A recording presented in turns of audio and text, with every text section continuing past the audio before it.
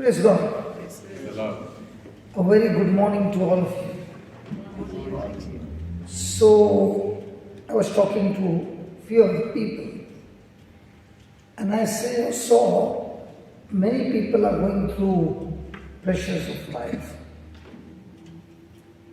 anxiety, worry, insecurity, fear, doubts, and having a torturous life. Possible? Even in Australia? Yes. I thought in India, yes. But you came all the way from India and you are experiencing this over here as well. Yes. It's everywhere. So, we are going to listen to a testimony of a person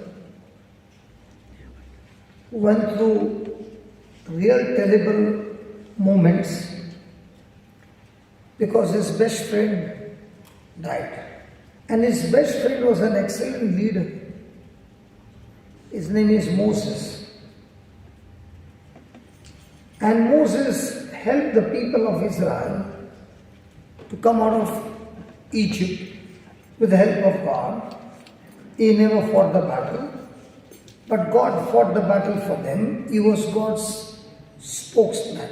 And having instructions from God, Moses carried out the mission.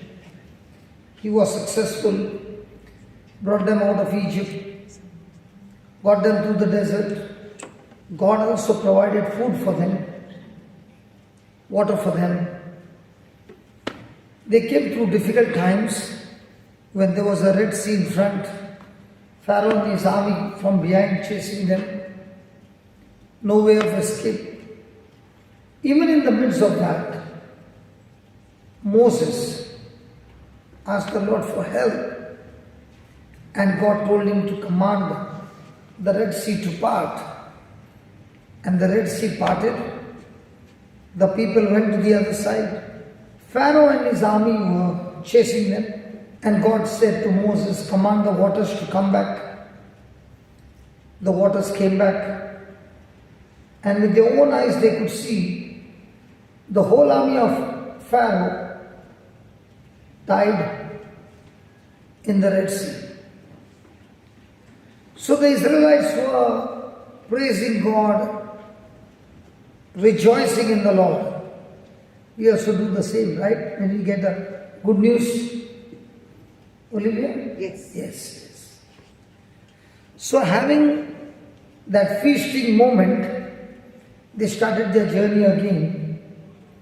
And they traveled for 3 days, 3 nights. And they had no water. They were extremely thirsty. And getting no water now, they began to get angry. 3 days back, they'd crossed the Red Sea. 3 days later on, they're angry with God, angry with Moses. Thank God they found water at a place called Mara.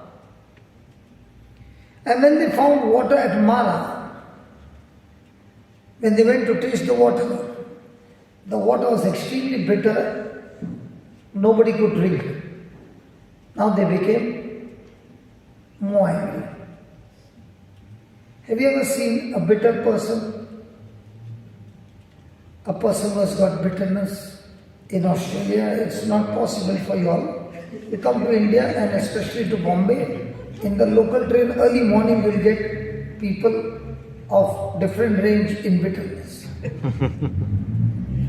Hallelujah. Hallelujah. So when people get bitter, is their mind working all right, or they are totally possessed by demonic forces?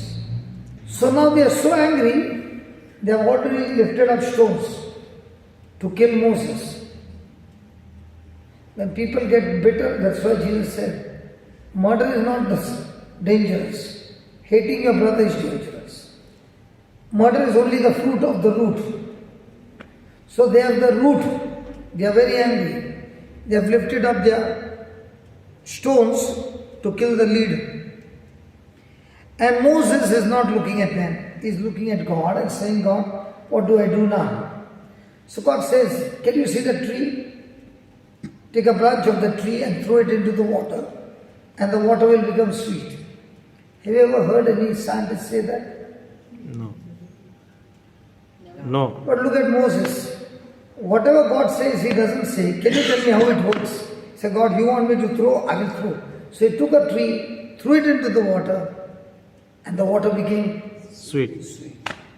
so also in our life, we all have experience of bitter waters of Mara. And when you're going through the bitter waters of Mara, you can try every method, the water will not become sweet. The water becomes sweet the day you apply the cross of Jesus. Amen. Praise God. Praise God. So we'll come in the afternoon for that session. This we'll study about a man in depression. So the waters became sweet, now they are again rejoicing. Joshua is a friend of Moses. He has seen it all. And now Moses is dead, and the whole responsibility has come in Joshua's shoulder. He knows the people. Would you like to be a leader of such kind of congregation? When days are good, they are feasting, they lift you up, they put you on your shoulder and dance. But if anything goes wrong, and that too not the leader's mistake, do you want to be a leader of such congregation, such a community? And that's what happened to Joshua. If you got your Bibles open to Joshua 1. And today God wants to teach us, no matter how bad your situation is, the good news is you can turn every situation in your favor. So let's look at verse number 1. Now after the death of Moses, the servant of the Lord, after the death of Moses, the servant of the Lord, it came to pass that the Lord spoke unto Joshua, the son of Nun, Moses' minister, saying, Moses, my servant, is dead now. Therefore, arise, go over this Jordan, thou and all this people unto the land which I do give to them, even to the children of Israel. Every place that the sole of your foot shall tread upon, that have I given unto you, as I said unto Moses. If you see, most of the time, God speaks to man in past tense. He has given him the promise, but the promise he has given him in past tense, not future tense. Praise God. Praise God. From the wilderness and this Lebanon, even unto the greater river, the river Euphrates is all the land of the Hittites, and unto the great sea, towards the going down of the sun, shall be your coast. There shall not any man be able to stand before you all the days of your life. As I was with Moses, so I will be with you. I will not fail you, nor forsake you. This promise is great. Yes. So is Joshua alone? No. Has God promised him that just as I was with Moses, I am with you. I'll fight the battle for you. All you need to do is just be strong. Be strong and of good courage. When God tells him, be strong and of good courage, if he's already strong, would God tell him? No. So is he weak? Is he discouraged? Can it happen in our life? No. Can it happen in our life that when we when people come and talk to us, some people encourage us, some people, if you sit with some people for 15 minutes, it looks like all energy is gone. And if you sit with some people for just 2 minutes, you get full charge. Can you ask your neighbor, which one are you? Be strong and of good courage, for unto this people shall you divide for an inheritance the land which I swore unto their fathers to give them. Now he is not only chosen as a leader, he has to go to the promised land, fight the giants, and the 12 tribes, he has to divide them proportionally and give them all their land. So Joshua will get his land last. First he'll fight, and every land they possess, one of the tribe will be given as an inheritance. Isn't that interesting? Normally, if you are the leader, where will you get the land? First to last? First. Really? In Australia, it's first. Praise God. Now look at God telling him the second time. Only be you strong and very courageous, that you may observe to do according to all the law which Moses my friend commanded you. Turn not from it to the right hand or to the left, that you may prosper wherever you go. Now you mean to say there is a problem with my brother? There was a problem with communication. No, this particular software was installed yesterday, and he has not yet touched. Because he has not touched, he doesn't know the tools to operate. You watch him in half an hour. The moment he gets knowledge to use the tools, you'll be seeing him doing the job beautifully. In the same way, you got a software of heaven called the Bible, and many things we do not know the tools how to use them.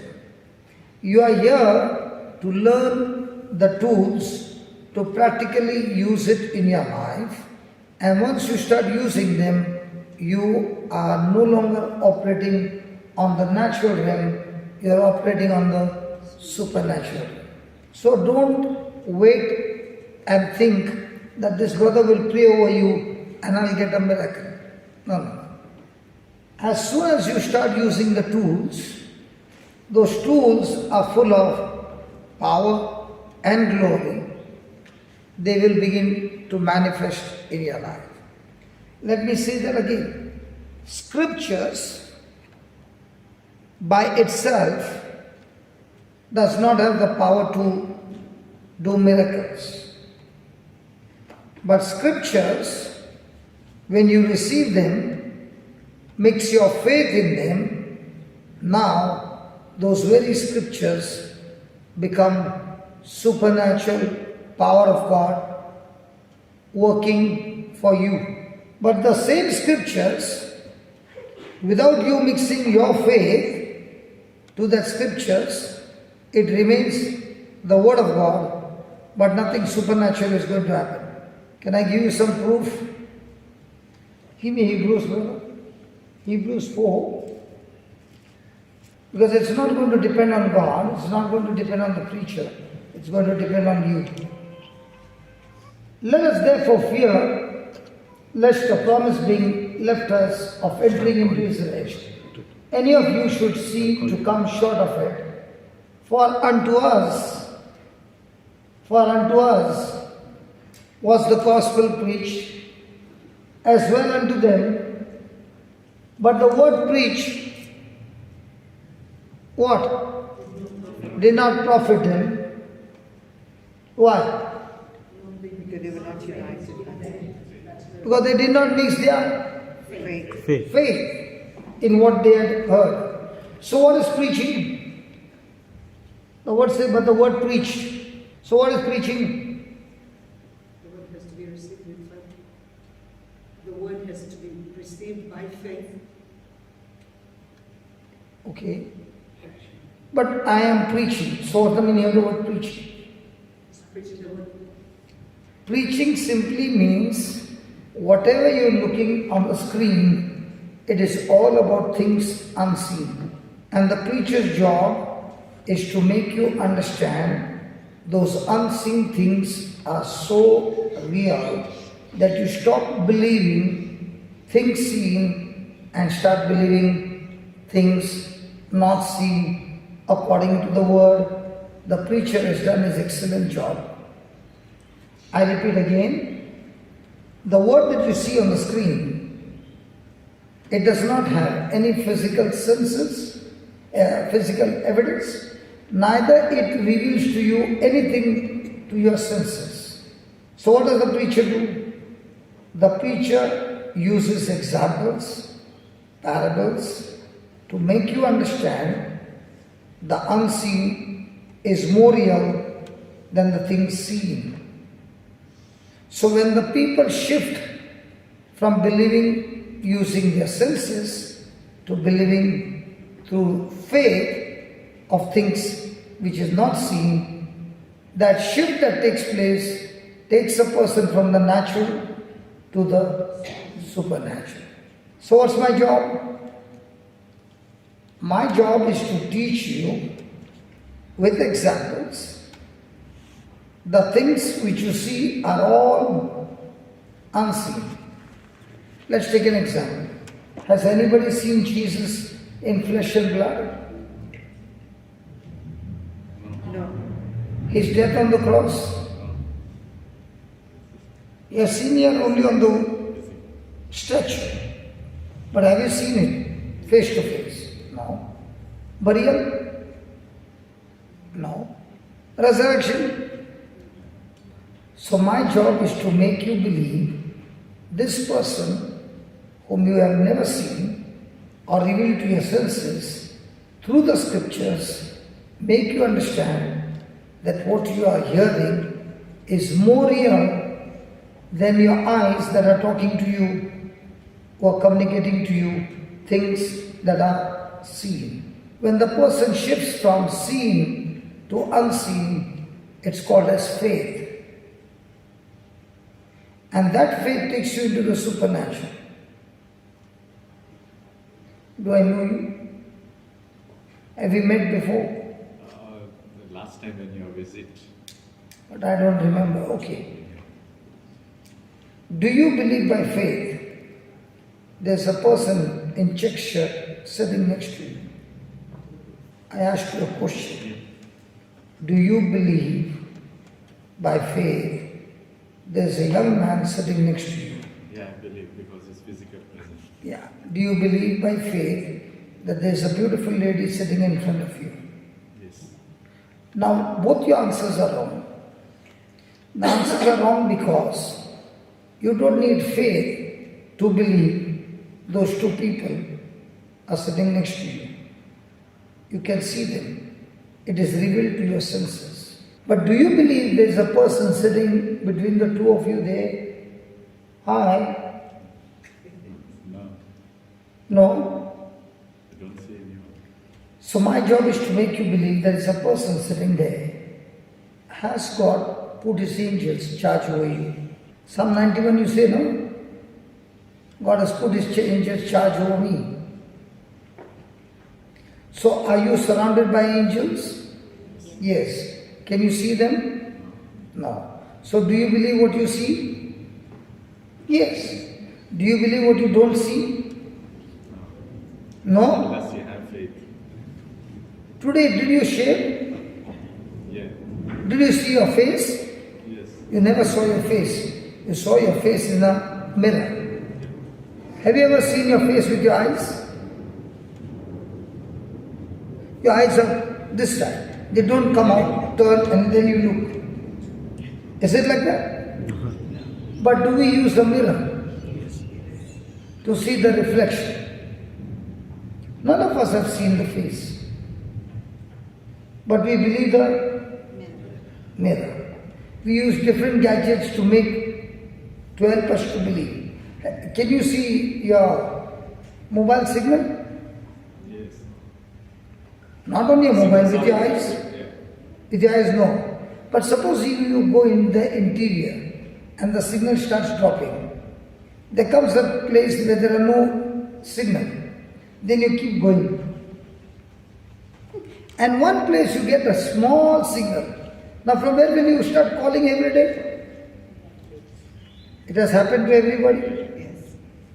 Now, how do you find the signal? By looking into your mobile. So we are using the unseen, using some tools to see.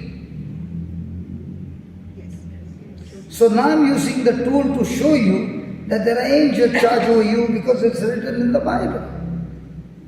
Now the question is, do you believe the angels are next to you or he's next to you? That is the real fight. Why is a person going into depression? Because he chooses not to believe the unseen that God has promised, but he chooses to believe the seen that is threatening him and troubling him, but the whole day his mind is full of what he sees. The day he begins to realize that the things that God has declared for me, I cannot see them. They are not revealed to my senses. But because it's written, God is faithful to his written word. When you are traveling on the express road, the Raika Express, Yes. are there boards in green? Yes. Are there alphabets on those boards? Yes. Are they saying with a sign left turn, right turn? Now, do they talk to you? Yes. No. When you read them, they are talking to you. Yes. Because they are talking to you, and because you believe, you take the corresponding direction. Correct? So we have a system of heaven, the recorded message. We come to church to learn this coded language, to decoding it by the power of the Holy Spirit. And the preacher's job is to help you get this decoding right. So once you get this decoding right, you are free from depression. Check out for a moment,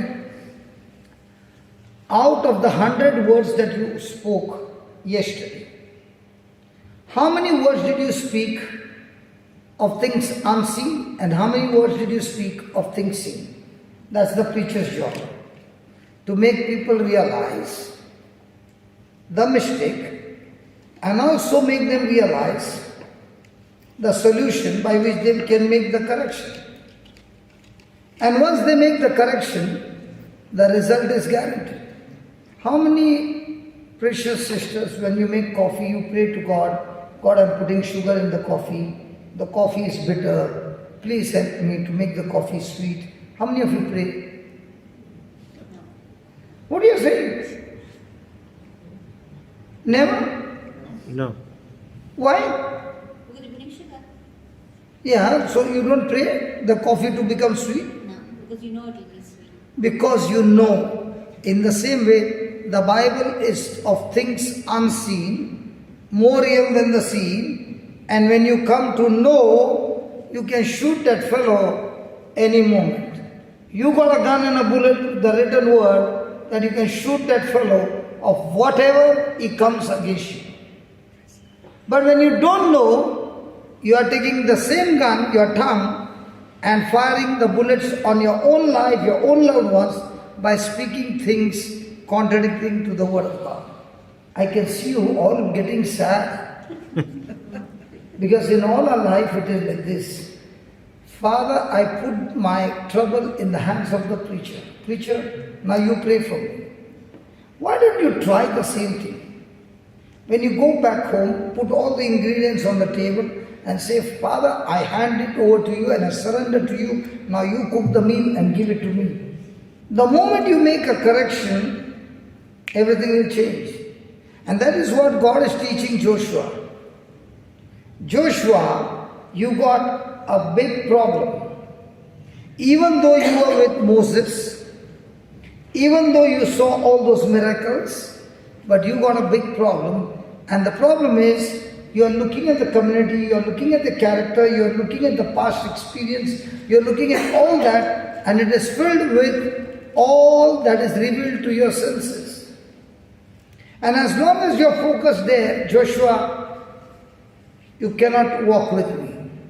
Because things that are revealed to your senses are extremely weak. And things that are revealed to your spirit, which is the unseen word of God, is extremely strong. And that's why he says, For unto us was the gospel preached. They also got a good news that this land, God says, I've given it to you. I've given it to you. Not that I will give you, I've given it to you. But do they agree with what God said, that He has given us the land? So if I do not mix my faith to what God said, I end up becoming a rebel against God, and I open my own mouth and I start speaking words against God, against His kingdom, against His written word, and I am the one who causes self-destruction in my family, in my own life. So the gospel preached as well as unto them, and the word preached. When the preaching is going on, you don't see anything which is having physical evidence. Can you see your sins? Your sins that you committed, can you see them? I know them. But can you see them?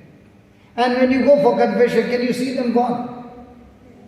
Why you go on a weighing scale and check how much weight is gone? Not the weight, because I believe.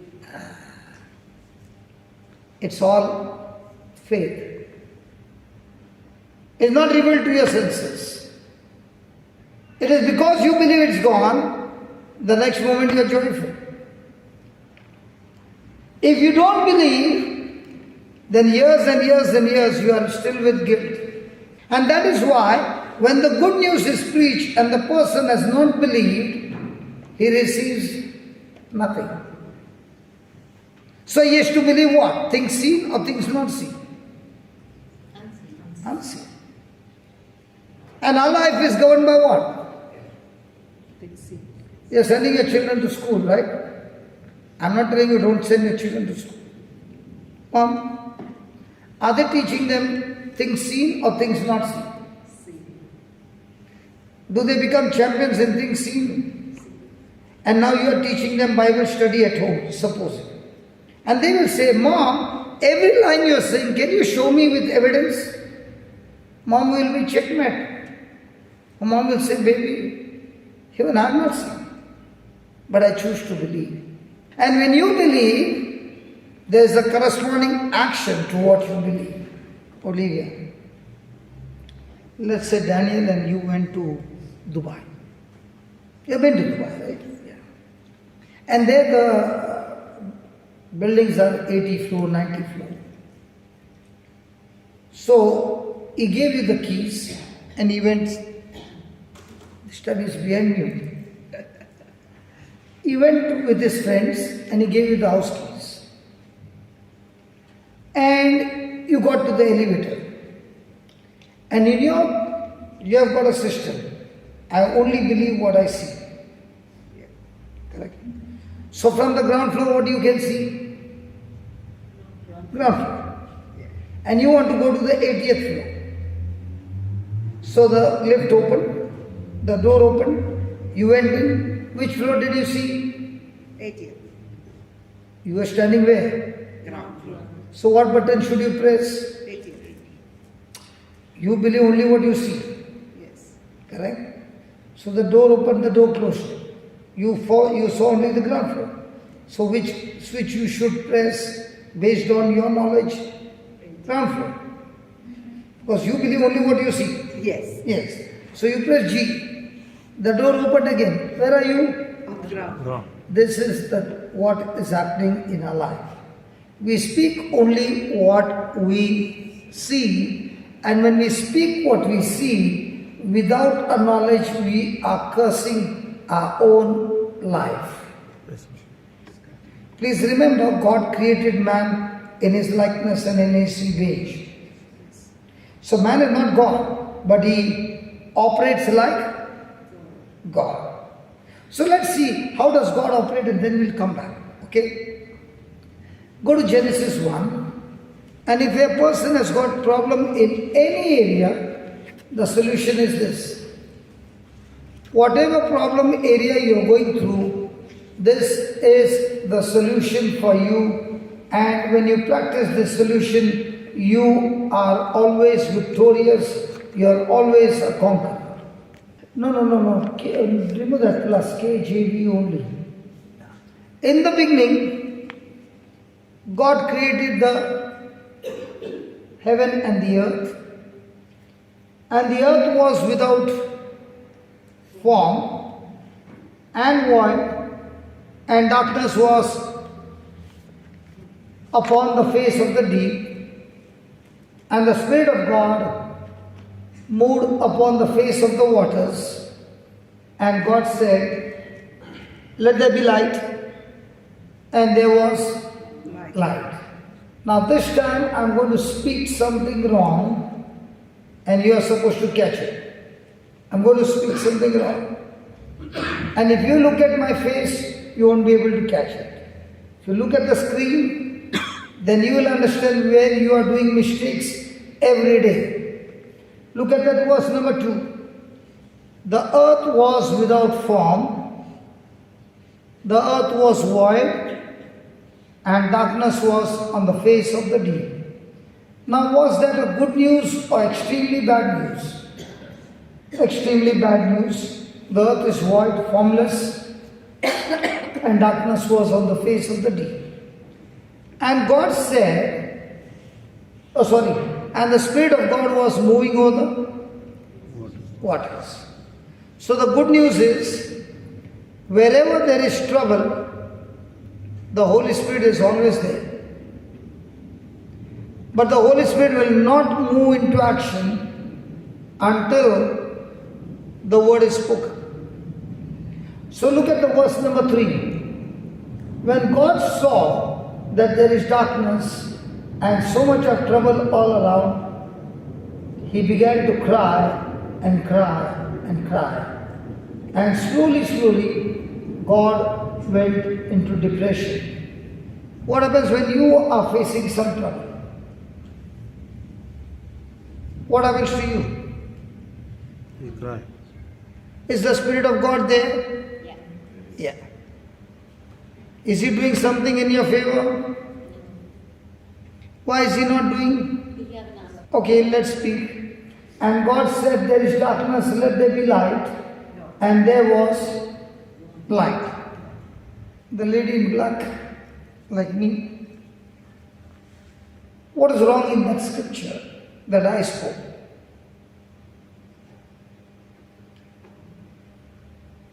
Which you practice most of the time. The lady sitting behind, both the ladies in white. Yeah, you are both one in white. No, she was in black. Then I said the lady behind. The question is, what was wrong that I spoke? You said God was in depression. I said, God said there is darkness, let there be light, and there was light. Correct? Correct? Wrong. That's what you said, but not the scripture. And what did the scripture say? Let there be light. He didn't mention about the darkness. He did not mention about the darkness. In our own life, how much do you mention about physical things? Most of the time. How many times do you describe about your troubles and problems? Loads. Most of the time. Most of the time. So which spirit is in action? The negative one, the evil. The negative. The negative one. So who is destroying your life? The evil one. The evil one? My No, spirit. no. I'm giving life to the negative one by my You are giving death to the negative one. And the evil spirit is taking the words coming out of your mouth and getting the job done. My brother, Tommy, what do you speak the whole day? Your problems or your solution?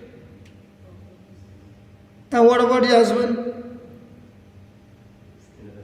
Same. So, what do you discuss about? Problem. Problems. Where is your focus the whole day?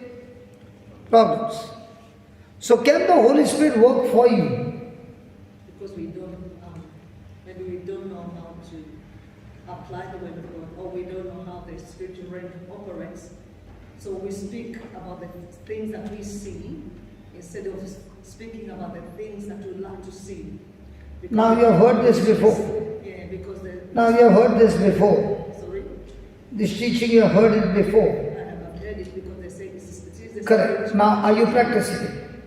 Sometimes I do, sometimes I don't, depending. We're on and off. I cannot say 100% positive all the time, as I would love to. Sometimes. So when you have problems, then you operate the problem way. When you have good times, praise the Lord, hallelujah, thank you Jesus. Praise you, Jesus. If you understand this system, then you can be victorious all your life. The devil is not created in the likeness and image of God. Angels are not created. But man is created in the likeness and image of God. And therefore the power to speak words of life and death is given to man. Satan doesn't have this power. But he knows, if I can put pressure on man and use his senses and reveal things to him, he will open his mouth and speak those words that I need to bring destruction in his life. And that's why he puts so much of pressure on you, day and night, only to get words out of your mouth. And when you speak those words of fear and doubt and anxiety out of your own mouth, you are calling self-destruction in your own life, and that law will continue to operate until you make an attempt to stop it by stopping those words and speaking God's words. Otherwise, the law which has been activated by your mouth will keep destroying and keep destroying and keep destroying your life. That's why Jesus said the thief comes to steal, kill and destroy. He steals the word, kills your testimony and destroys your health. That is the system. So just imagine, wherever you are, in whatever state you are, it is the sum total of the words that you have said in the past. Are you married? Yes. Did you say in the church, I accept this woman as my wife? No. Yes. Yes. And what about the lady? Did she say yes, or she said, my mama told me? Yes. Yes? Sometimes it can be mama too. Sometimes it can be, but if she had to say, my mama told me, you wouldn't have been married, sorry. And she had to speak it so loudly that everybody in the church has to hear it. Everything in your life is the sum total of your words. So in a day, how many words do you speak? And of the words that you spoke, how many words did you speak which is aligning with God's word? 26 years back, I was brought to church. I never came to church. I was brought to church in a condition where depression had destroyed me so much that I did not even know my name. I could not even recognize my wife and my children. So I never came to church. I was brought to church. And I was brought to church by my wife, who knew now that everything is going out of hand and is dying. And depression had taken over so much that I would be speaking to myself like a madman, and sometimes I would turn into an animal. And this neck would not be the way it is now. It would be like this the whole day. In that condition, I was brought to church, and I was brought to a place where there was praise and worship, there was divine mercy prayer in the afternoon, there was rosary, there was mass, but very important, there was 1 hour 30 minutes of preaching of the word. Do you know what Jesus told the disciples? Go and preach the gospel. He did not say go and pray over the sick. He said preach the gospel. What is so special about the gospel? Jesus also went and preached, teached, and then healed. Why is he everywhere going and preaching and teaching? And preaching and teaching sometimes for 3 days, 3 nights, non-stop. Why? Because the preaching helps you to understand the system of the kingdom of God and you make corrections. The person who never makes correction, he can sit inside the church for the next 20 years and still live a messed life. And a drunkard can come in and make the corrections in his mind and live a life of a champion, a mighty man of God. In the kingdom of God, it's not how smart you are. In the kingdom of God, how quick you are to make corrections, to agree with God. In the world, you are smart, you earn money. But in the kingdom of God, you can be smart and still live a broken life. In the kingdom of God, a person can be illiterate, never studied nothing. But he can live a supernatural life, going and doing supernatural things because he has made his life correction to the word of God. And when the person makes a correction, he has to make a correction between the seen and the unseen. So tell me, my friends, in one day when you have opposition, persecution, unjust treatment, insult, abuse, what is your response? Is your response according to the things revealed? You will surely be destroyed. Love one another. Hmm? Love one another. What did she say? Love one another. Love one another. Love one another is good, but when things are happening, do you feel like loving? Theory is good, but we have come here to learn something practical. Listening to theory, so many years have gone by, and still life is miserable. We want to live something so practical that you can see your life turn from east to west. And the turn of your life from east to west is not your doing. It is the doing of Christ in you. And how does this happen? The first thing he says, look at that verse number 3. He saw darkness, but he did not open his mouth and say what he saw, what he did not desire, but he spoke what he desired. Just pause for a moment and ask a question. In moments when things are going absolutely bad in your life, do you open your mouth and speak things that you desire or things that you don't desire? Things that you desire. So when a person is in depression, what is he thinking the whole day? What he desires. Then Australian depression is called faith. Because a person who is depressed will be thinking not things he desires, but he'll be thinking about all the troubles that are troubling him. Because of the condition they are in, sometimes it comes. You can be in any condition. You can be in any condition, and that's what Jesus is giving us an example. You can be in any condition and you can still win.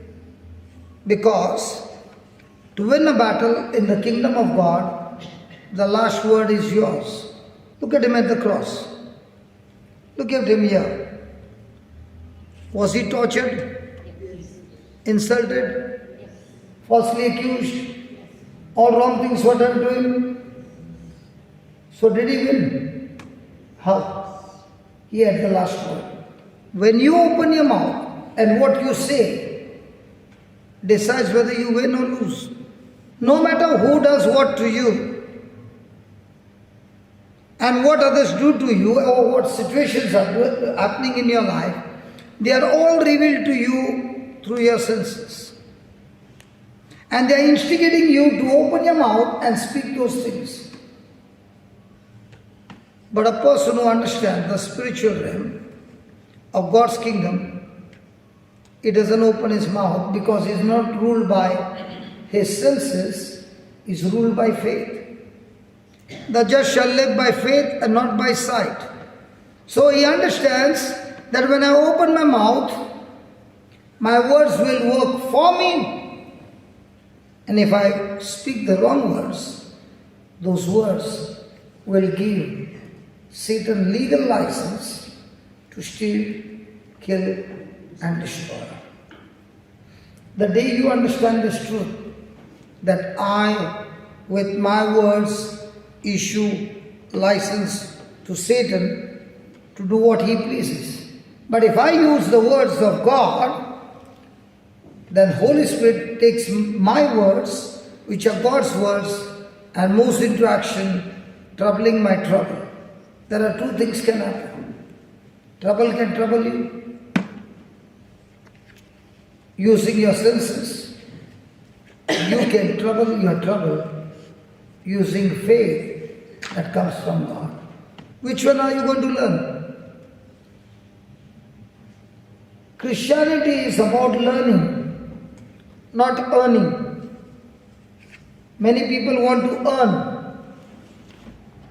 After Jesus' death on the cross, everything that you receive from God, you can never receive anything from God by earning, but by learning. Because when you are earning, you are putting in labor to qualify to get your salary. But in the kingdom of heaven, He is the one, Jesus is the one who finished the job for you, and He said, it is finished. Now all I want you to do is learn what I have done for you. Believe the unseen. Open your mouth, agree with me, and speak the word, and continue to speak the word till it is manifested. So you don't earn, you learn. 26 years back, I had lost my business in Bombay, for which I went into depression. And then when God healed me, that priest told my wife, take him home and bring him here for 9 days. And when he said, take him home and bring him here for 9 days, he added one line. He said, your husband is completely healed. What did he say? And my wife heard him and believed him. And when we were going back, the neck was the same, the memory was the same, all symptoms were the same. But my wife took that word, what the priest said, believed it, and spoke to me at least 200 times before we went to sleep. The next day she taught the children to do the same. So on one side I was listening to the wife, the two daughters, Dad, you are completely healed. And she had to take me to the clinic called the church. And in this clinic I was given capsules of praise and worship, divine mercy, not forgetting the body and blood of Jesus, and 1.5 hours of the teaching of the gospel. And then there was laying of hands.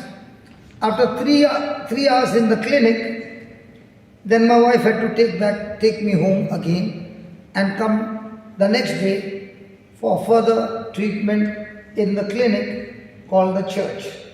On the 5th morning, injecting me with this medicine throughout the day, and especially a strong medicine, in the name of Jesus, you are completely healed. I heard that word nothing less than 500 times. On the 5th morning, I looked at her and I called out her name. The moment I called out her name, the tears started rolling, and she ran inside and brought both the daughters and said, who are these? I said, these are our daughters. What is their name? I spoke their names. Now tell me, who are you? I said, I'm your husband. And what's your name? And I spoke my name. And as she was speaking, this neck got healed. 26 years back. It has never come back again. Now, did she speak the symptoms Or did she speak what the priest had told her? Now, did the priest only tell her, or was he calling her to bring me for those 9 days novena, Divine Mercy novena? But in that 9 days, every afternoon there was body and blood of Jesus, Mass. There was a sermon for 1.5 hours. Now, did that help me and her and the children to change their thinking? So when the thinking changed, did she say there is darkness, or did she say let there be light? So could she see the darkness? Could she see the symptoms? But did she open her mouth and speak the symptoms? Now tell me, how many years you have been in church? All your life. How many times do you open your mouth and speak what you see? All your life.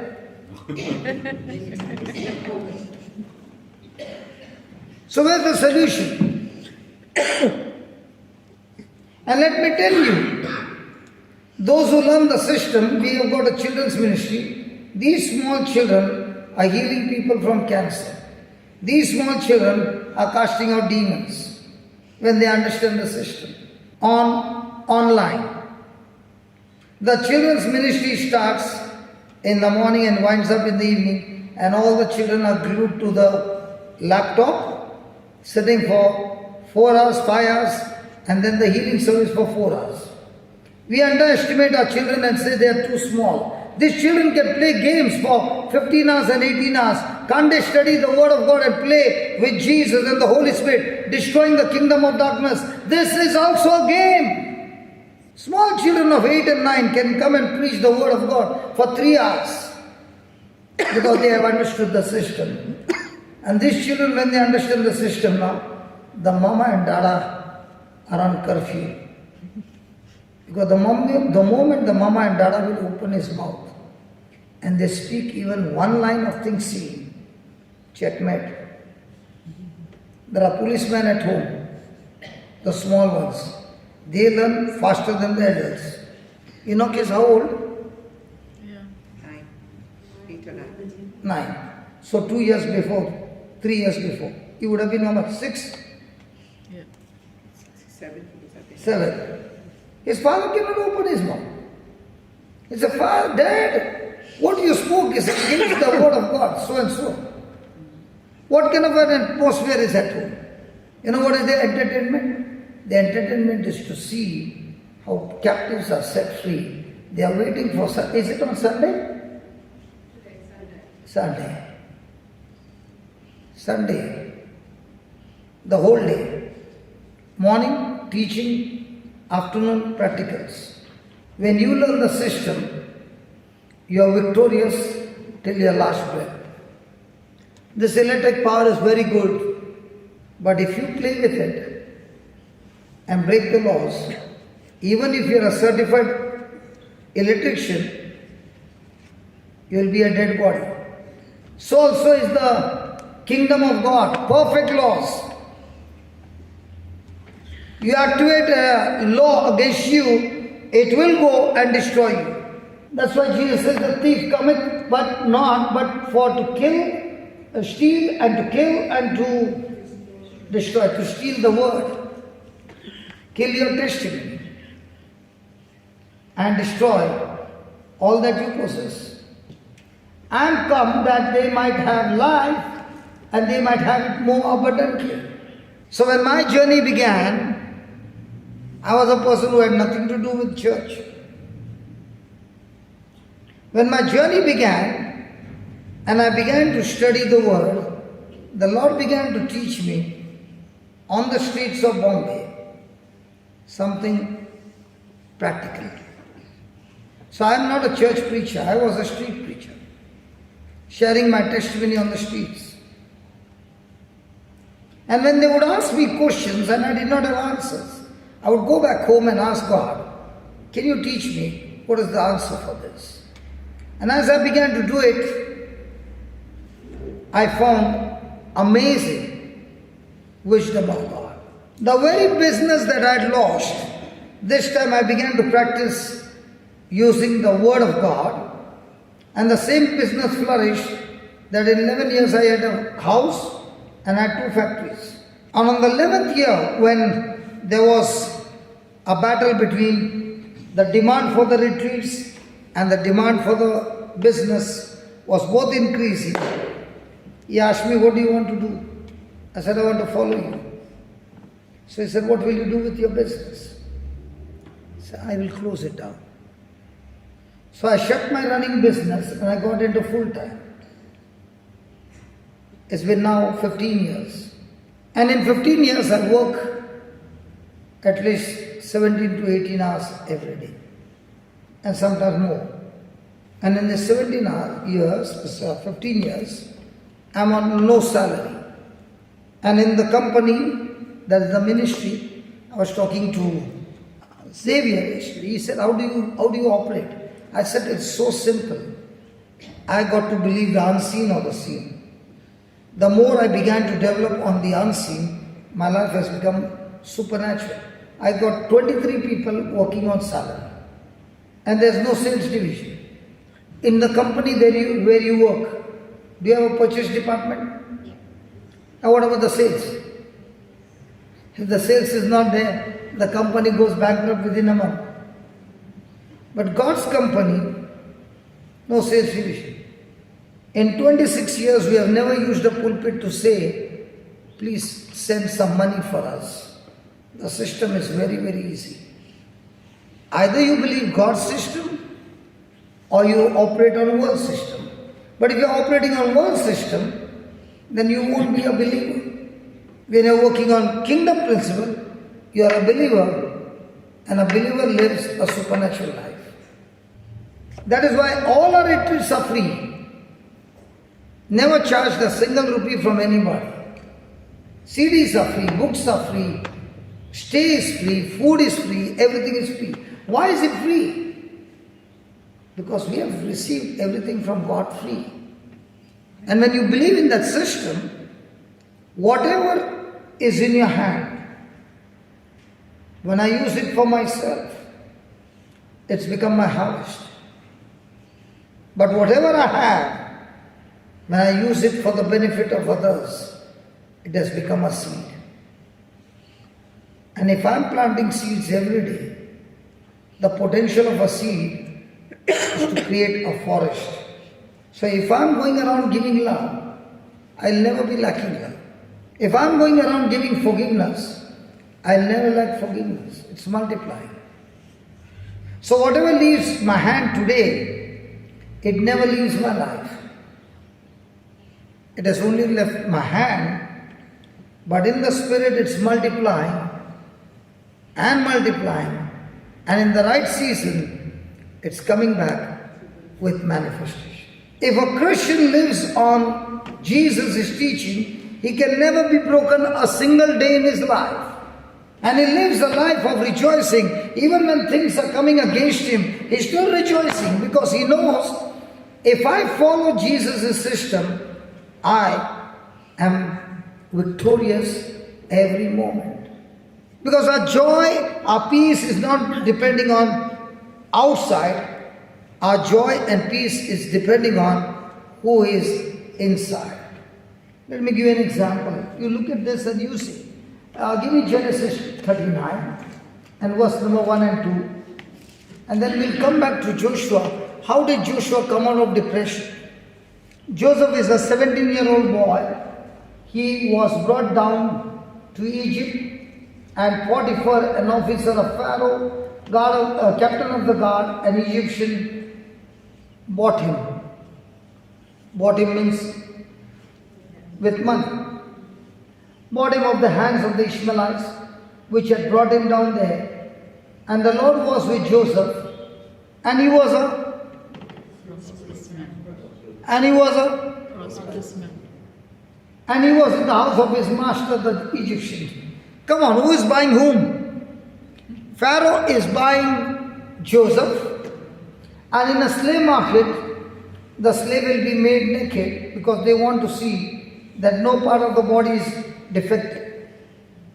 Okay? He has been bought by Potiphar, in a slave market. And the Bible says the Lord was with Joseph, and he was who should be a prosperous man? Potiphar or Joseph? In the physical world, yes, Potiphar should be. And why is God calling him a prosperous man? How does he know? Because he's God. Almighty. No. God, the word of God says, God is not a prosperous man. He was a prosperous man. So when you have got no clothes, you are a prosperous man. You are a slave, are you a prosperous woman? You got no money, are you a prosperous woman? Then why does God call her a prosperous man? So he doesn't know about you? Come on. Not revealed. How come he's being sold as a slave and he's not depressed? Malin, don't you think this is a big question mark? He is sold in a slave market by his own brothers, treated totally unjustly by his own brothers. Won't he be depressed, Baba? You mean to say Joseph had no feelings? Then why is he not depressed? Maybe he knows that God is with him. And God, you don't know God is with you? When you come for Mass, the first thing the priest said, the Lord be with you. Are you a Swami? The first thing, in the name of the Father, Son and the Holy Spirit, amen. The priest starts, and what do we say? And also with you.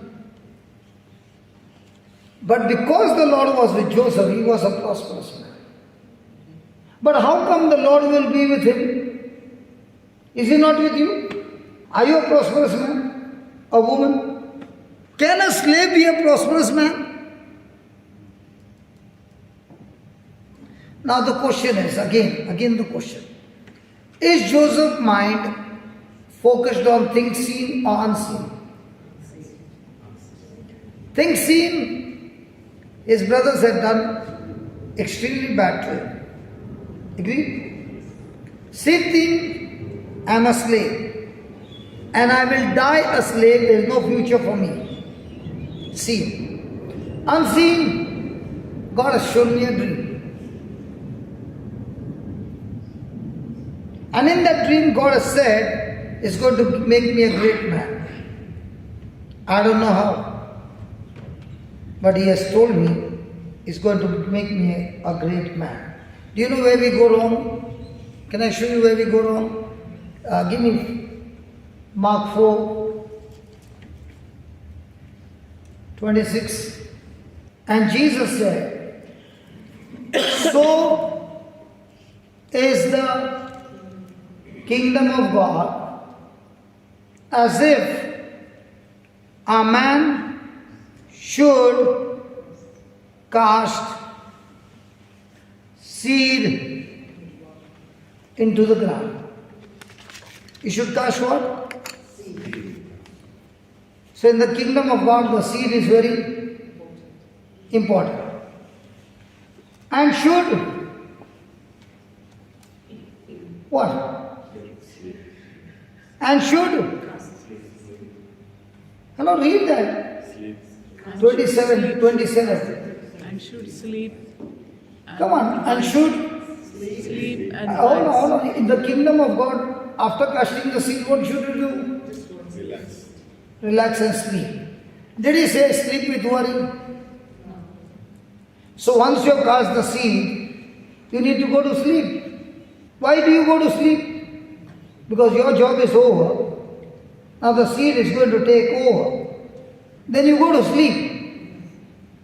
Then rise night and day. You don't go to sleep from night till day and day also sleep. No. You take a good rest at night. When you get up in the morning, do all your responsible things that you need to do. But don't do a work called worry. But believe in that seed. Now will you be able to see the seed once it's cast into the ground? No. It's covered with soil. But because you know that the seed has been cast into the ground, do you need to water the seed? You need to water. So what's the meaning of watering the seed?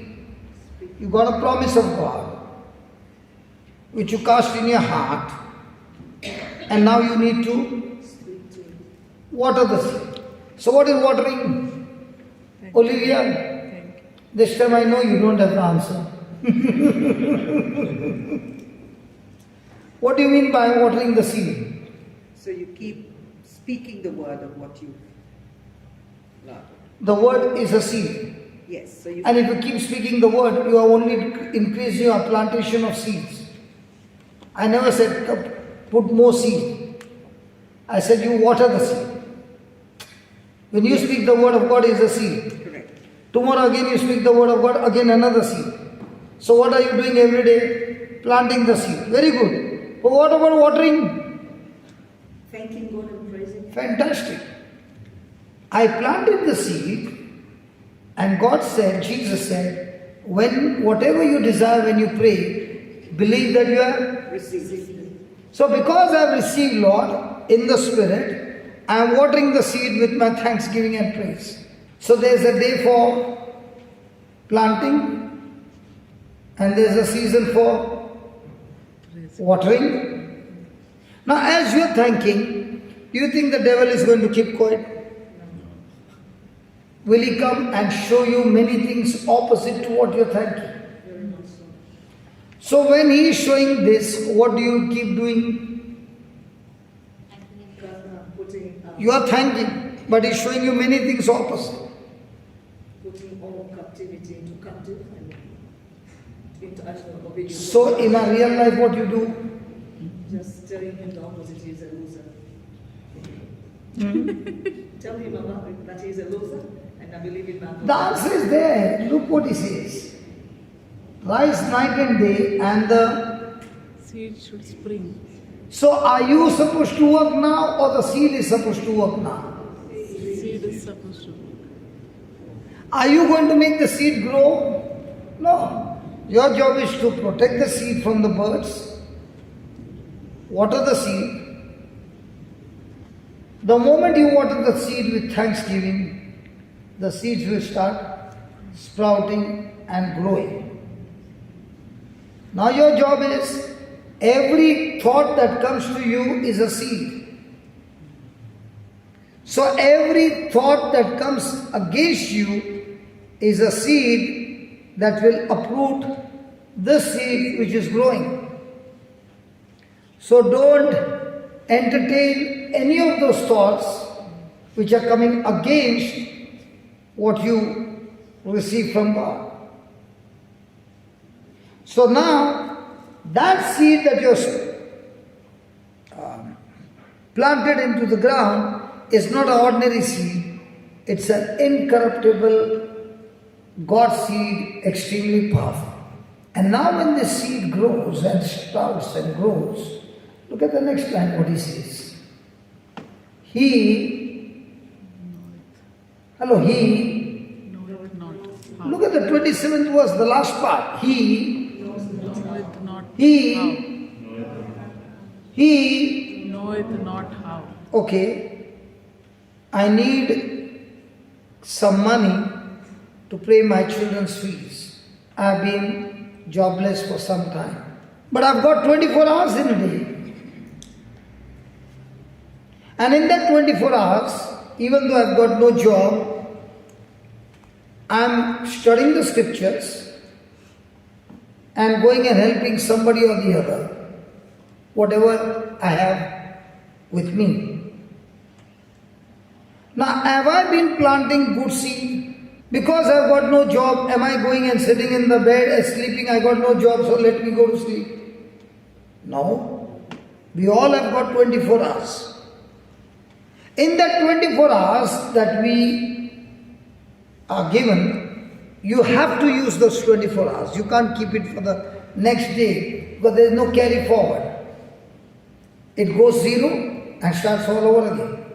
So in that 24 hours, when I use that time for myself, it is always a harvest. And the same time, I am using for the benefit of others, it's a seed. And a seed will sprout, grow, and bring forth a great harvest. And if the seed is good, it will produce what? A great harvest. Now, should I ask God, from where will the money come? Who is the one who will bring? When is it going to come? Where will it come? Do we have many questions? Do we have many questions? And it says in the kingdom of God, when you plant the seed, go to sleep, water the seed, and don't you ever ask the question, how? So if you ask me, how are you going to pay the next month's salary? I don't know. How are you going to pay these expenses? I don't know. How are you going to get this expenses? I don't know. How come you don't know? Because my job is to plant the seed, go to sleep without worry, water the seed, and use that 24 hours that God has given me for the benefit of others. So am I a person planting seeds, or am I a person enjoying the harvest? Now I've come here. I will be with you for 7 days and I will go. There will be no collection. There will be no love offering. So why did I come from morning till night standing and sharing the word? I am planting the seed. Now how will your ticket expense come? I don't know. How will this expense come? I don't know. How are you going to pay your bills? I don't know. Because I am not supposed to know how. And practicing this verse, 26 years have gone by and I've never had a lack a single day in my life. So what's my job? My job is you have given me this time to this time. In this much time, I have to teach you something that you go and practice and come back. And when you come back with the results. If I've done a good job, I sowed good seeds. Now, in due season, I don't know when the season is, and I'm not interested in the season. But the word is very clear. You planted the good seeds, the harvest will have to surely come, but don't know when, how, where, which, nothing. Now, do I look like I left home on May 8th? Every day I've been planting seeds without a holiday. And my mission will get over on the 15th of December. Now what am I doing all my 24 hours? Depositing or using the time, the wisdom, the word, and planting seeds in people's life. But by the time I reach home, all the bills are paid. So am I living the natural life or a spiritual life? Which one are you living? So don't expect anything to come from heaven when you are operating on. You got a MacBook and you got Windows. Can you change the softwares? Download the software of heaven. Start using this software every day and live a supernatural life. Okay, just put the 39 again. So now as he's learning the tools, will he be the same? In the same way, when you start using the Bible and start using the tools, will you ever be the same? Impossible. But if you don't know to use that Bible in your everyday life, then you will be reading the Bible all your life, but never living a supernatural life. Why is it that God called Joseph a prosperous man? Is Joseph looking at his current situation? Is he looking at how his brothers treated him? Is he looking at his future, that as a slave I would die a slave? Is he looking at the pain and sorrow? Or Is his mind fixed on the dream that God had given him? The dream. And the dream. The dream. So he had only one dream that God had given him. How many dreams has God given us? Every scripture that God has given us is His dream for us. Every promise of God in Christ, look at this, is a yes and a yes and a yes for everyone. It is not yes for her and no for her. It is yes for everyone. So from that promise, can I make a dream? So am I fixed on Christ, what He has accomplished for me on the cross, or am I fixed on what my senses are saying to me? No, not should be. What am I now? And as long as my eyes are fixed on my senses, will I ever live from natural to spiritual? The day I realize the Bible is a book, He is God Himself teaching me, promising me unseen things, that when I choose to agree, they have such power that they change physical things for me. But if my eyes are not fixed on unseen, but my eyes are fixed on the issues of life that I'm going through, then even though I have got inheritance, I will not inherit what God has given me.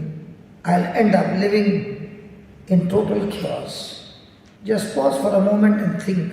Out of the 24 hours, how long is your mind focused on spiritual things, and how much of your mind is focused on natural things? I am not pointing finger to anybody. At least you have been coming to church. My life had nothing to do with church. But the day I came and the Lord touched me and healed me, the Bible became my favorite book. I began to study. I did not begin to read. I began to study. How does the system work in the kingdom of heaven? Give me 1 John 3:13. And let us check what is the Bible saying and what am I saying.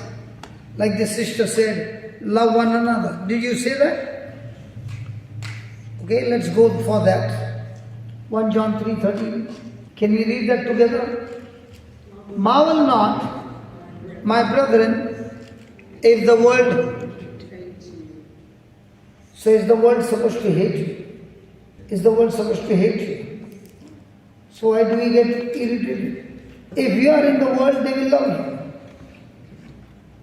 But if you are not in the world, they will surely hate you. And if they hate you, you should be happy. Now you are sure that you are in the right side. What do you say, Mali? So now when his brothers hated him, should Joseph be sad? No.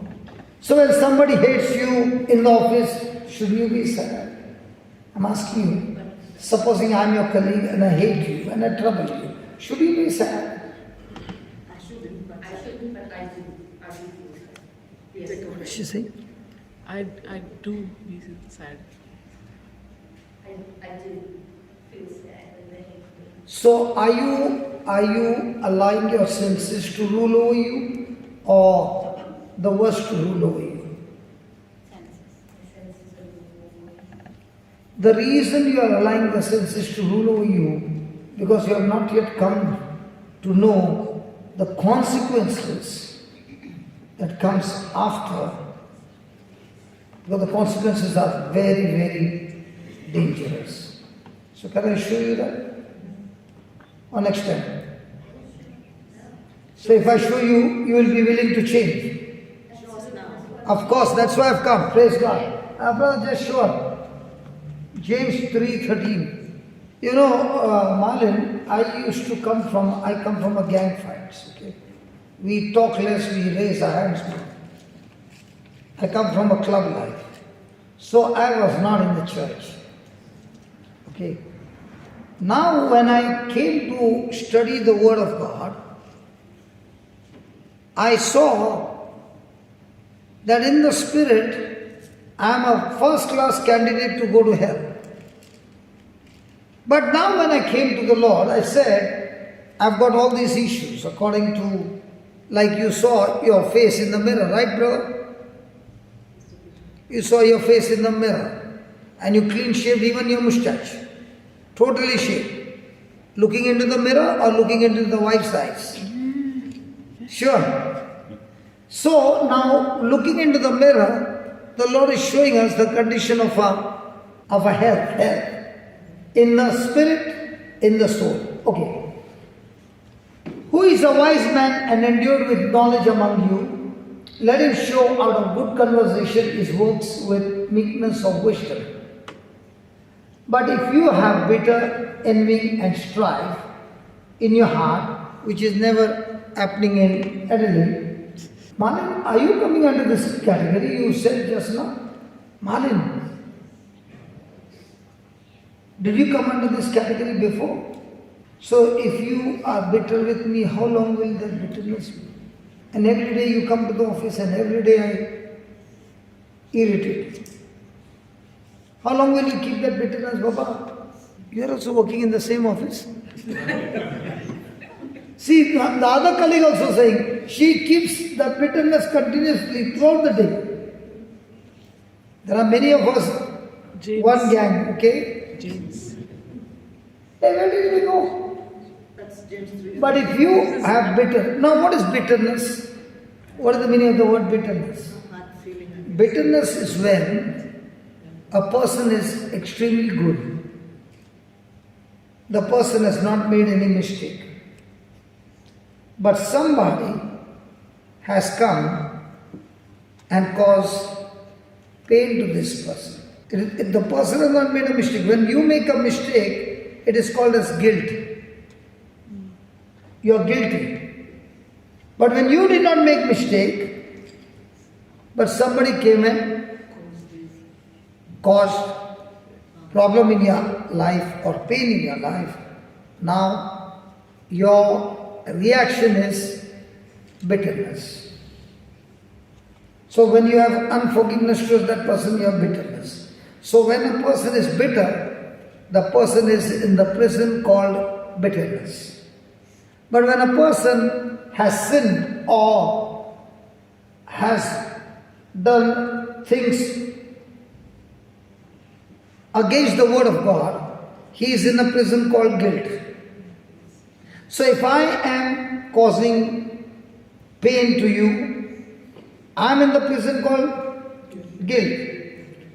But I am taking you also in the prison called bitterness.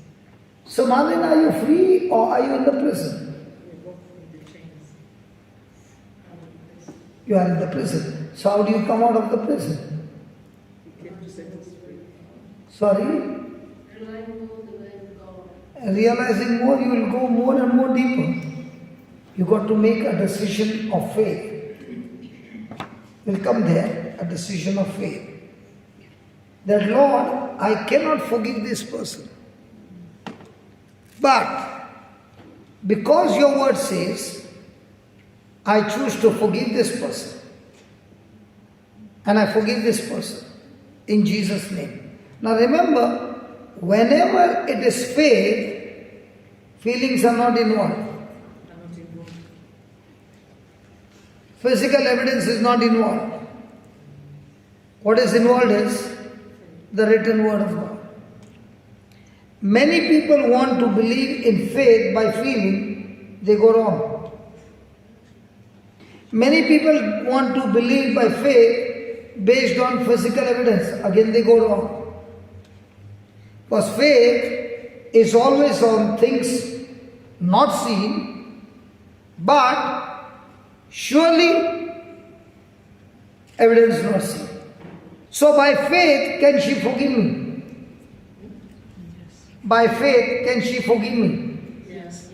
Even though her feelings are bad, painful, can she still open her mouth and say, Father,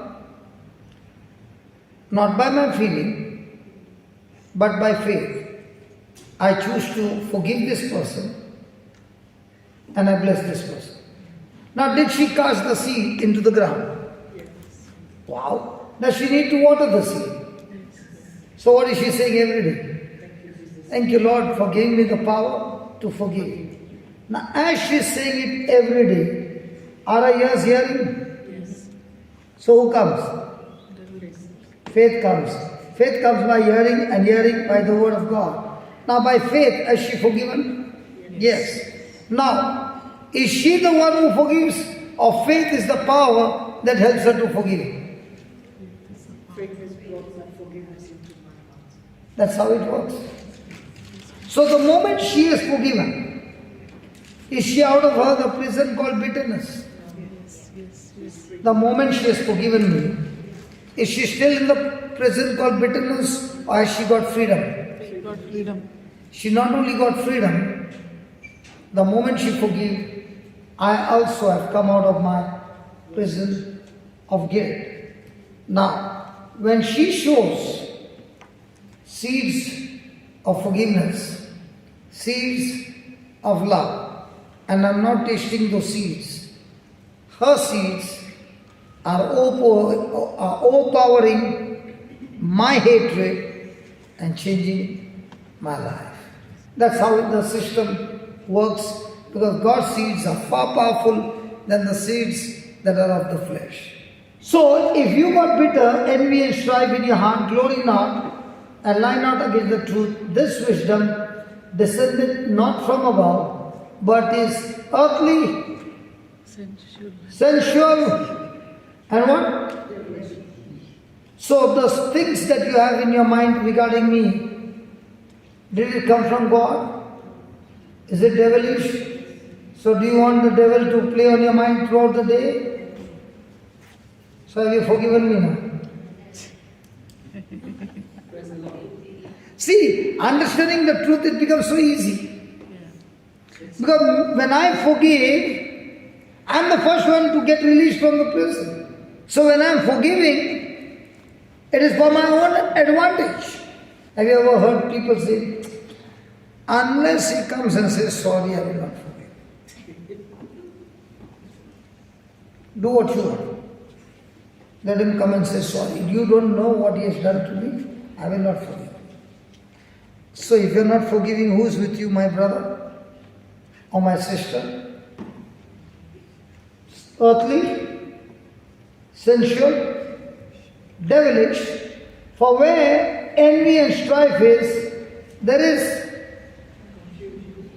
is confusion and what?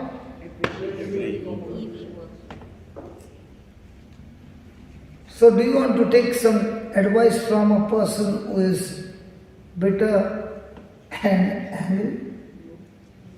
That person is always confused. Don't ever take any advice from a person who is all the time bitter. He is controlled by the devil. He can have whatever title the world can give. I can be a preacher. But if I'm bitter, I'm controlled by the devil. So now, do you want to remain angry, Baba? No, it's strange you pick on me because this is exactly the situation I am facing. And I'm set free now. Praise God. Praise the Lord. You know why you are set free?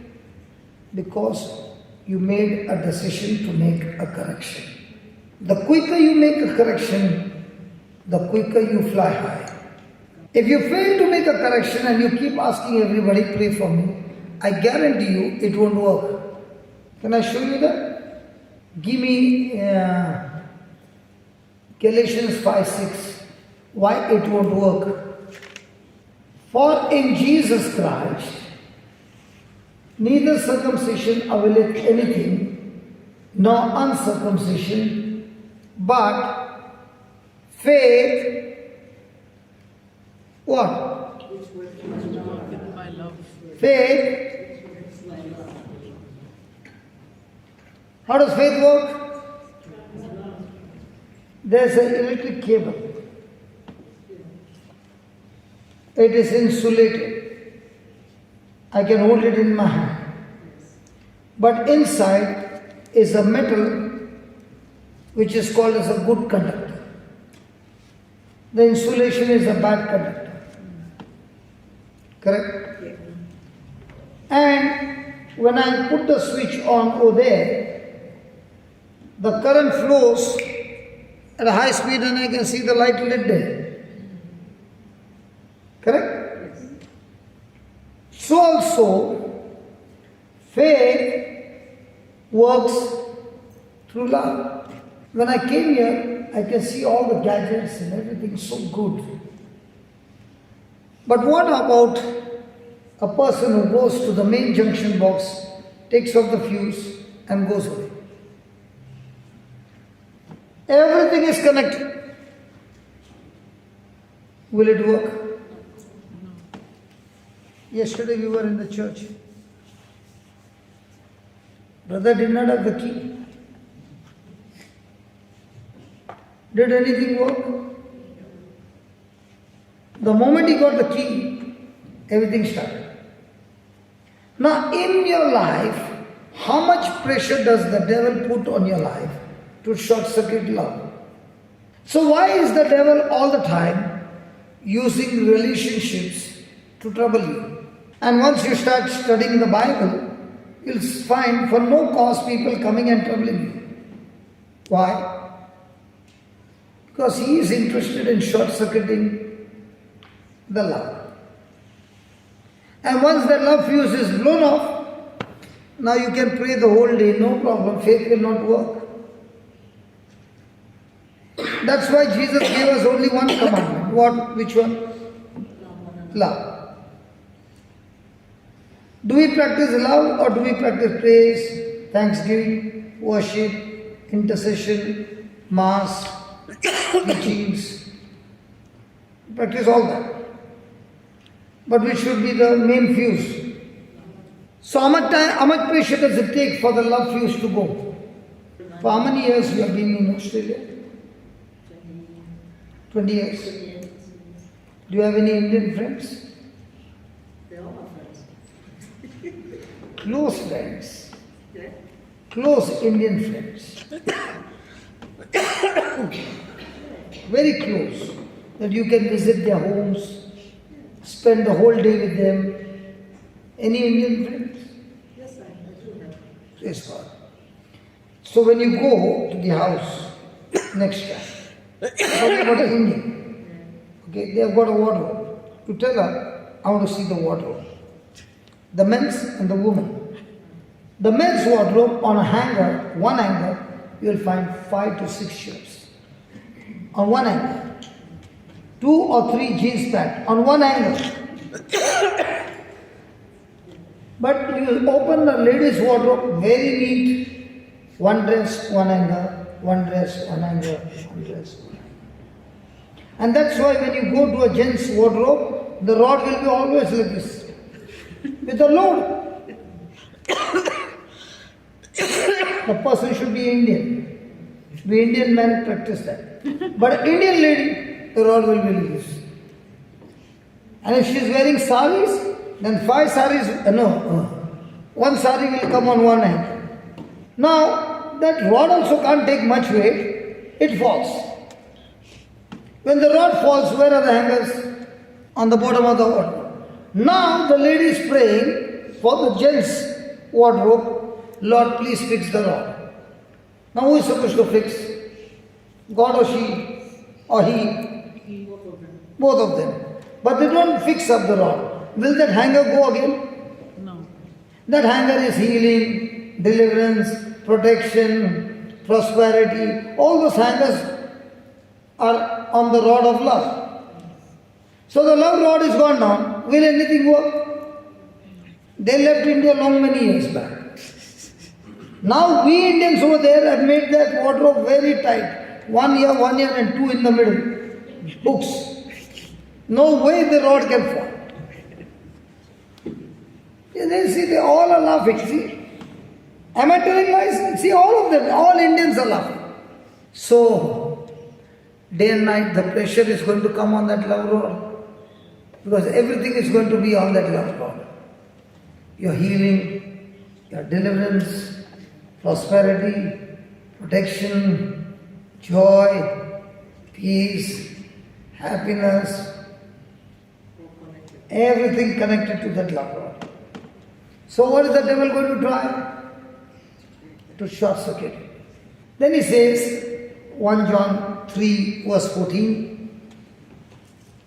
Now this is the mirror that God is showing us. We know that we have, verse 14, we know that we have passed from death unto life because We love the brethren. only the brethren, not the sisters. So when you love the community, when you love one another, you are passed from Back to life. death to life. He that loveth not his brother abides in. So if I say to somebody, I am a born again Christian, but I've got all hatred in me. So according to the word of God, am I born again or am I still dead? But I got baptism certificate. hey, there is no expiry date. Huh? You don't tell that. I had it for the first time. Baptism date also has got expiry. Then you say marriage date also got expiry. Dangerous, man. Praise God. So what about a baptism certificate saying we are born again, full of love? And the Bible says, he who does not love abides in death. Then, whoever hates his brother, He's a murderer. and we know that no murderer has eternal life abiding in him. So is it possible there are murderers here? Is that possible? Can you ask your neighbor? Who are you? Malin, you forgive, no? So when you walked in as how?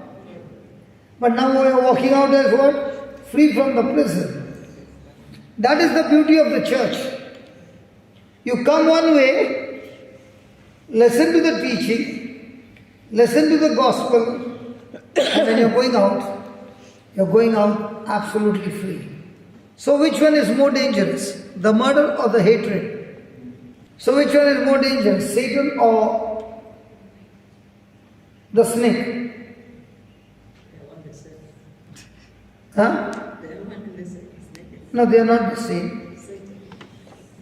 One has got a body, poison, and the man dies. Snake doesn't have a body, it's invisible. How can you say they both are same? Satan took his body. Okay. Snake. If there is a snake, you went on a world tour and we gave you free ticket. And I am the boy who picked up your bag and said, this is the room. And when I opened the room, it's very, very furnished. But your eyes saw the last part of the snake going under the bed. You saw that. Yes. Now would you like to relax on this inside this room? Yeah. Fully furnished. The snake saw you and he went inside. You only saw the last part. What will you say? You want to stay here? No. Sure. But the bed is high.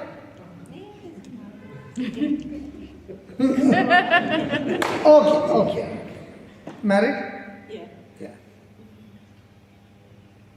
So, when a person is bitter with somebody, those kinds of thinking are devilish.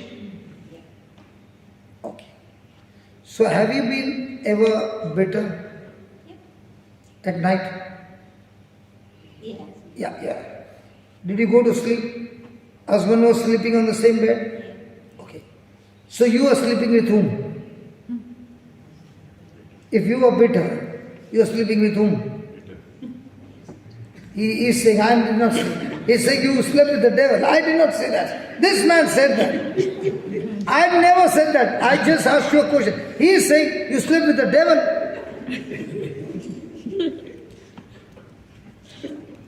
Did I say that? If you say like this, she won't come after lunch, man. You won't. Now, is it possible for a person to be bitter and have the whole night sleep? So is the person sleeping with the devil? Yes. But when you saw the snake, you said, I don't want this room. But when it's the devil, it's okay here.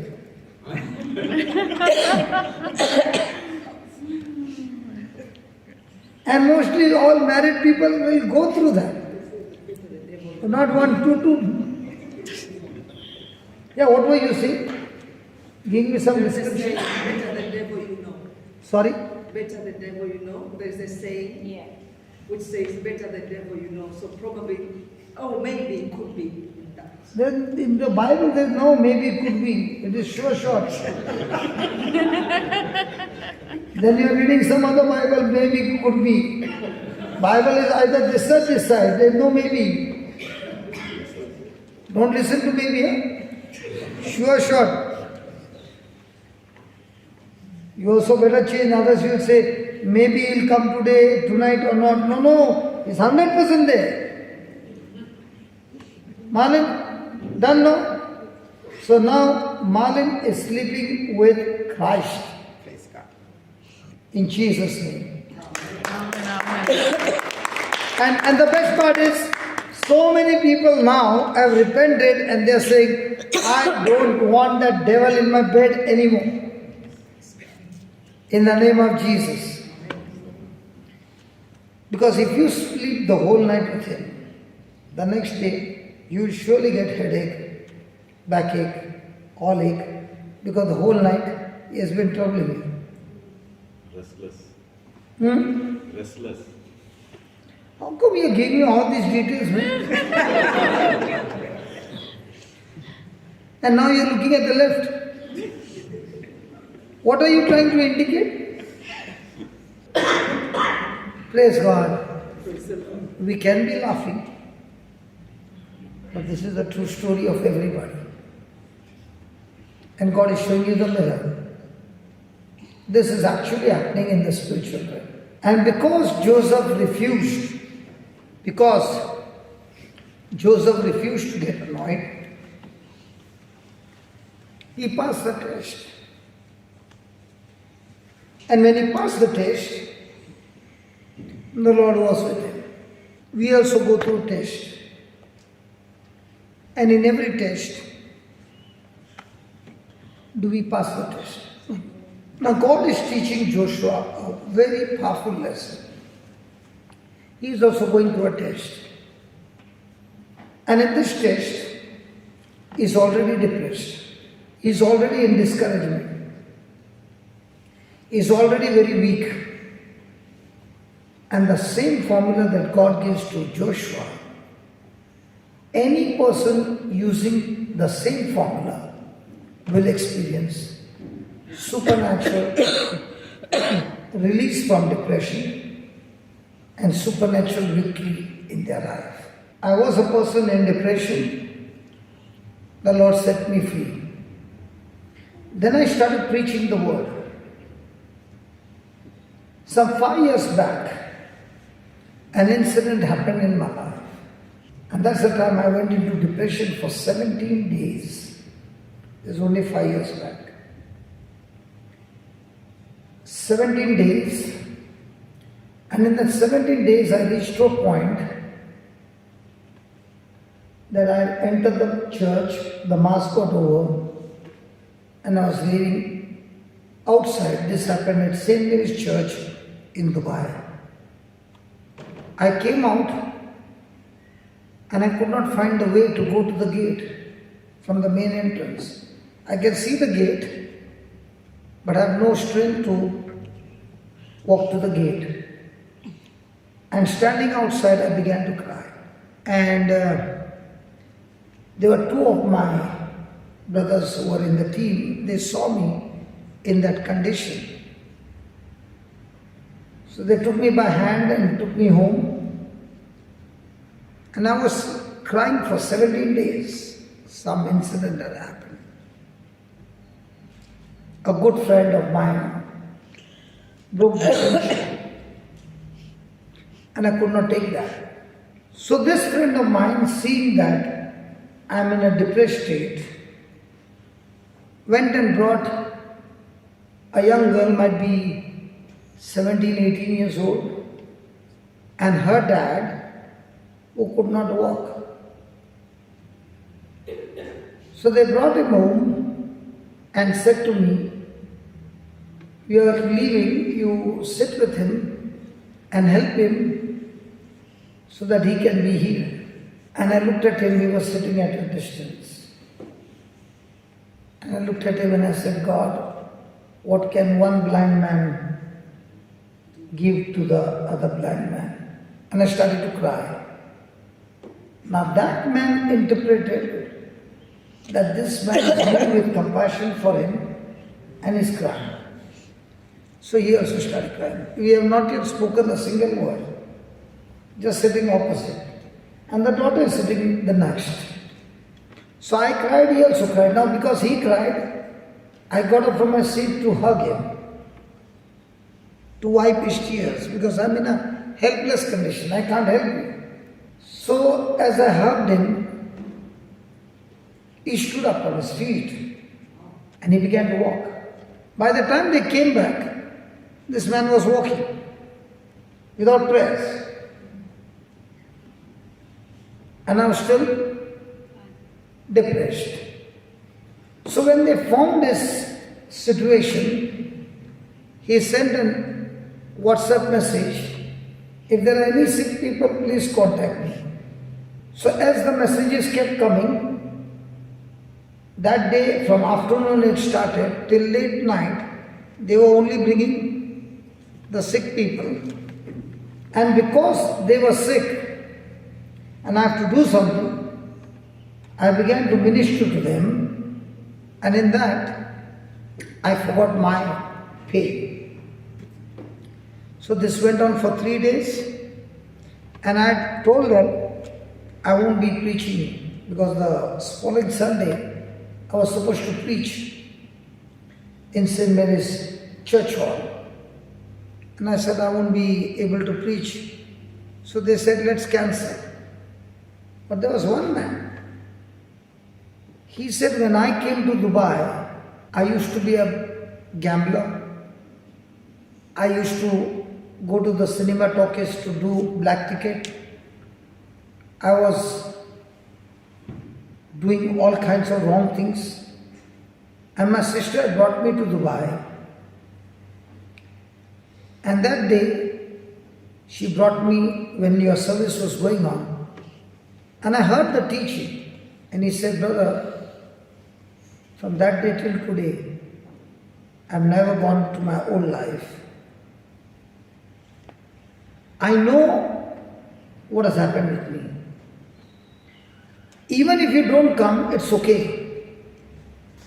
But there are many men and women like me who are in trouble. I can serve them at least rice and dal. I might not serve biryani like you, but I will not close the restaurant. Even if nobody comes, I'll be there." So the team then thought, okay, let's keep it on. And he said, when I'm serving rice and dal, supposing you feel like coming, don't wait for me. Take over the kitchen, take the mic and start. So I was so restless at home that I came there and I was sitting there. And the Spirit of God said, "Go and take the mic." I said, "God, I'm unfit today. Take the mic." And I went and took the mic and I started crying. I said, "God, I don't know what to speak. I'm totally broken. Please help me." And on that day, there were people on wheelchairs, there were a lot of people with a lot of things. And on that day, I was preaching on Mother Mary. By the time preaching was over, there were so many people who experienced the healing. Because there was another mission at Jamshedpur. And I had not picked up the call because I did not want to tell them I won't be coming. But what happened on that Sunday? The next day I took a flight and I straight away went to Calcutta for this mission to the tribals, and I stayed there for a week. And when I saw the condition of those people, I began to wonder, why am I so sorrowful and why am I so crying? I was out of depression. I came to Goa and I had a 10 days retreat for myself. And that retreat began to teach me. The reason I was in depression is because I turned my eyes from God to my friend. Turned my eyes from God to my situation. The moment I changed my focus, the devil got me. And from then on, I've never turned my focus on things seen, but on things that He has promised me in His Word. So here is the formula that God has given you, and I want to break this formula for you so that you also can practice this formula and come back free from depression, free from anxiety, free from every work of the devil. The first thing He says in verse number 8, this book of the law shall not depart out of your mouth. That is Brother Joshua 1:8, sorry. Joshua 1:8. This book of the law shall not depart out of your mouth. What is He saying? Whenever you open your mouth and you speak words, the words that you speak has to align with God's word. In other words, I must learn to train and master my tongue. If I do not train my tongue, then I cannot change my thinking. Because God has created us in His likeness and image, when we speak words, we are able to speak words of God, which is spirit and life, which has the power to change my thinking. So God is saying to Joshua, listen Joshua, first thing you do is teach your mouth to speak what I said. Do not get disqualified even once that you speak anything other than what I've said to you. Now, when a person is in anxiety or depression, what does he say? What are the words that he says? Whenever you see a person in depression, what are the words he says? Very sad. That Very sad. they're victims. Does he speak anything which is in line with the word of God? Negative. Does he speak things sense by senses? Yeah. Does he speak like a victim? Does he speak like he is a quitter? Does he speak like his life is a failure? Does he speak about insecurity? Does he speak about his death? Now, all those words that he is speaking are his ears hearing. Yes. Yeah. Let me give an example.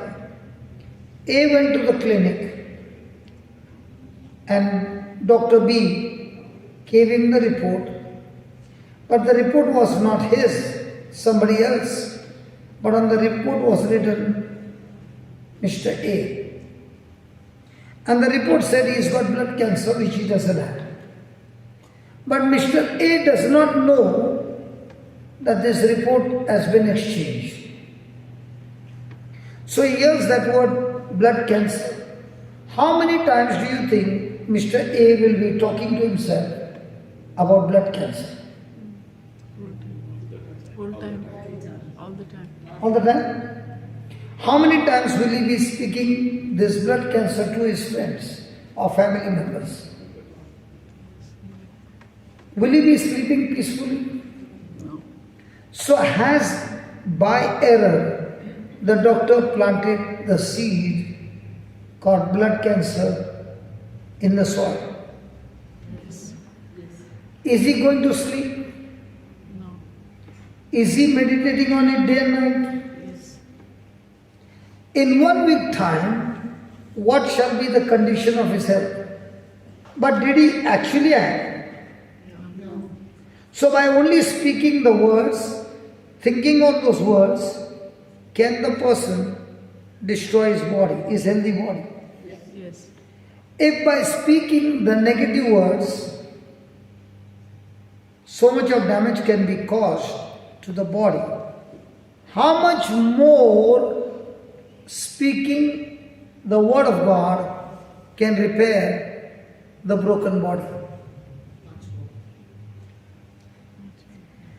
When the person is speaking the word of God, is he speaking like is speaking the negative words or what the doctor said? What the doctor said, he is speaking how many times in a day? All the time.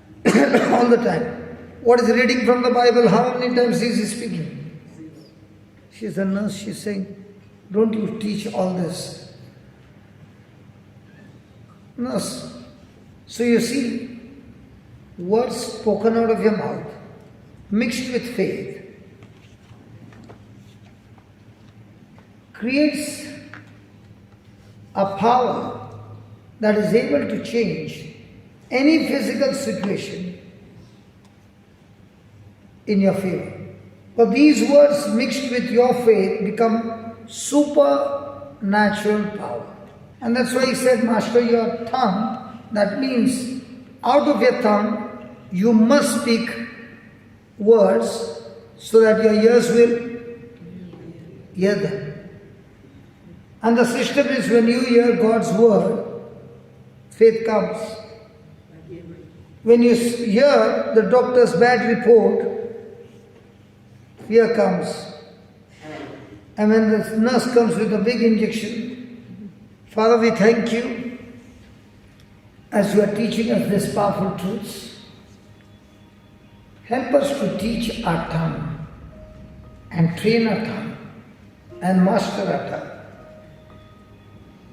That we make that tongue submit to us, obey us, and make the tongue to speak your word, your divine word, so that speaking your word, as you are teaching Joshua, we also can pass the first test of learning to speak your word, so that only then we can go to the step number 2, that is to meditate on the word day and night. And only those who have been successful in mastering their tongue, mastering their mind, they experience the supernatural power of faith by which they are able to master their action. And it is only when we put it to action that it is we, not you, mighty God, that you are showing us that we are able to make our way prosperous, and we are able to experience good success. Thank you, Father, for teaching us this powerful truth, that no matter what situation is happening in our life, we are able to change the situation by applying day and night the unseen word of God. Thank you, Father, that through this teaching we are able to learn the truth, and applying the truth makes us free. Thank you for this powerful truth. In Jesus' name. Amen. In the name of the Father, Son,